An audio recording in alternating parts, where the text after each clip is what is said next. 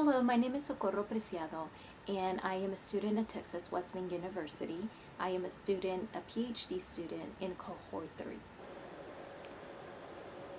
So today I'm going to talk to you a little bit about supervision and just some of the things to keep in mind as you embark into this new journey as a LMFT associate. So let's get started. So a LMFT associate's license, before it can actually be issued, there must be a supervisory agreement on file with the board. In addition, you must receive your supervision hours from a supervisor who has been approved by the Texas board or the LMFT. Now, there is a list of potential supervisors listed under the Texas board site. I first want to begin by discussing a topic that I consider to be one of the most important topics for any clinician, and that topic is on choosing the right supervisor. And when I say choosing the right supervisor, I mean choosing the right supervisor for you. Certain things that you should consider, or certain questions that you should ask yourself, or ask your potential supervisors before making a decision on having this therapeutic relationship for the next 2 years. And I often hear, well, what is the best, who's the best therapist or supervisor in this case? Or is the supervisor better than this other supervisor? And in reality, it's not that the supervisor is better than the other one. It's mostly is what is the best fit for you. So questions to consider are questions such as, what are my expectations of this particular individual? Or also vice versa, what are the supervisor's expectations of me? What is it that I'm looking for in a supervisor? Am I looking for similar values? Am I looking for similar morals, similar skill sets, or in terms of like theory, like cognitive behavior, or structural or strategic, or narrative therapy, or solution focus, and so forth. Another question to ask is, what is it that I do not want in a supervisor? And hopefully that would help you kind of narrow down your list of potential supervisors. So basically what you're doing by asking all these questions is that you're setting a framework, a clinical framework, and that therapeutic alliance or relationship that you're going to have with this particular supervisor for about the next 2 years or so. And on the other hand, there's the administrative questions that you should also consider as far as like location. Where are we going to be meeting? Are we going to be meeting once a month? Are we going to be meeting twice a month? Hours. How about hours? What times are you guys going to be meeting? Now, are these going to be individual sessions? What about group sessions? Are those going to be part of the agreement as well?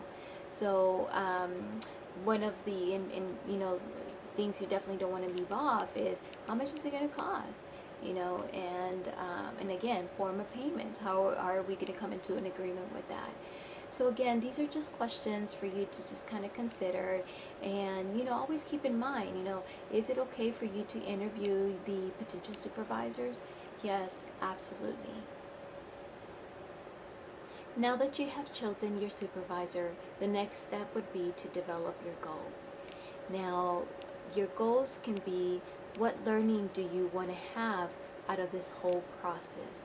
You also want to take into consideration, what do you want to get out of the case consultations? Now, you have to remember that your supervisor is going to concentrate on stretching your development level. And in addition to that, your supervisor is going to focus on making sure that you are causing no harm to your clients, making sure that there's no counter-transference. So those are topics that you definitely want to discuss during the time that you are in supervision.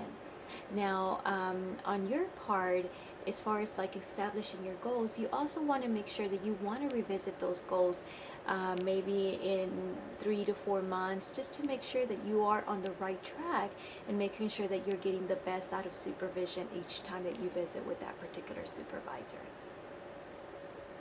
Another thing to keep in mind is that your LMFT associate's license is issued for a minimum of 24 months. If for some reason you need additional time to complete your supervision hours, you may renew your license for 2 additional years. Now you can actually do this twice. So it's basically saying that you have a total of 72 months, which is a duration of 6 years to complete those supervision hours. If your license is expired within a year, you may pay the renewal fee and get your license renewed. But if for some reason it has been over a year, you're not eligible to renew your license. So it's very important that you notify the board about any leave of absences. So whether it can be maternity leave or whether it's medical leave, you want to make sure that it is in writing within 30 days and inform the board that you will be having a leave of absences. So the next thing is that once you complete your supervision hours, you want to make sure that you download the application. And if I'm not mistaken, I want to say it's Form A, and complete that form. Make sure that you have completed all your supervision hours. You want to also take the jurisprudence exam and gather all your information and pay. I believe there's a fee of $90. But again, you may want to look it up on the website to make sure that that fee is 90 or something different. So gather the information and mail it over to I believe it's Austin, and after that, patiently wait for your full license. And hopefully this has been helpful, and thank you so much for your time.